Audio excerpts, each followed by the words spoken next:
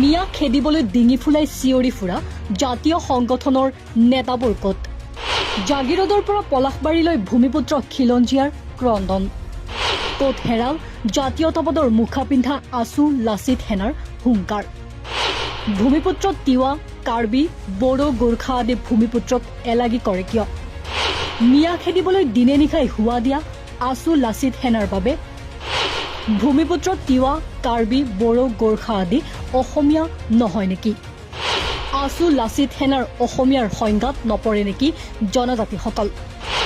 ভূমিপুত্ৰৰ ভূমি অধিকাৰ আন্দোলনৰ ক্ষেত্ৰত নিমাত নিতাল কিয়?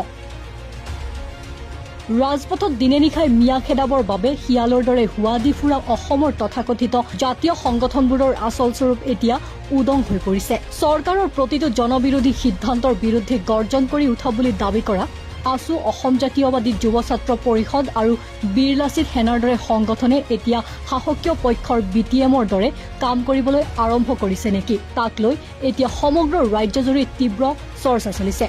জাগিৰোডৰ সিদ্ধিখৰত ছেটেলাইট টাউনশ্বিপ নিৰ্মাণৰ নামত চৰকাৰে থলুৱা ভূমিপুত্ৰ ভেটি উচ্ছেদ কৰিবলৈ চলোৱা চক্ৰান্তৰ পিছতো এইবোৰ জাতীয় সংগঠনৰ ৰহস্যজনক মৌনতাই এতিয়া থলুৱা ৰাইজক ক্ষুব্ধ কৰি তুলিছে।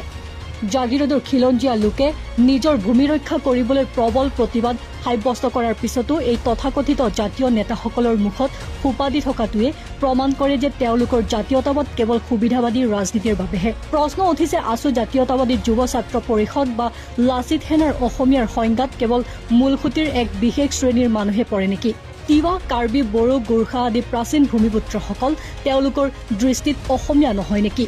জাগিৰোডৰ সিদ্ধিখৰত ছেটেলাইট টাউনশ্বিপৰ বাবে চৰকাৰে যেতিয়া স্থানীয় জনজাতীয় আৰু খিলঞ্জীয়া লোকৰ কৃষিভূমি তথা বাসভূমিক অধিগ্ৰহণ কৰিবলৈ ভূমি জৰীপ চলাইছিল, তেতিয়া এই সংগঠনবোৰৰ কোনো এজন নেতাৰো গা নলৰিল। চৰকাৰৰ এই জনজাতীয় বিৰোধী পদক্ষেপৰ বিৰুদ্ধে স্থানীয় ৰাইজে মৰণপণ সংগ্ৰাম চলাই থকাৰ সময়ত তথাকথিত জাতীয় সংগঠনবোৰে নীৰৱে থাকি চৰকাৰী পদক্ষেপ পৰোক্ষভাৱে সমৰ্থনে জনাইছে বুলিও চৰ্চা চলিছে। ভুক্তভোগী মানুহখিনি জনজাতীয় আৰু দুৰ্বল শ্ৰেণীৰ হোৱাৰ বাবে এই সংগঠনবোৰে নিজৰ মুখ বন্ধ কৰি ৰাখিছে নেকি বুলি এতিয়া গুৰুতৰ অভিযোগ উত্থাপন হৈছে। যি সময়ত চৰকাৰৰ সন্মুখত থিয় হৈ ভূমিপুত্ৰৰ অধিকাৰ সুৰক্ষিত কৰিব লাগিছিল, সেই সময়ত চৰকাৰৰ হাতোৰা হৈ পৰা এই সংগঠনবোৰক এতিয়া খিলঞ্জীয়া ৰাইজে ধিক্কাৰ দিছে। কেৱল জাগিৰোডেই নহয়, অনুৰূপ পৰিস্থিতিৰ সৃষ্টি হৈছে পলাশবাৰীৰ বৰদুৱাৰতো। তাতো বৰদুৱাৰ ছেটেলাইট টাউনশ্বিপৰ নামত চৰকাৰে থলুৱা ভূমিপুত্ৰসকলৰ মাটি কাঢ়ি ল'বলৈ উঠি পৰি লাগিছে।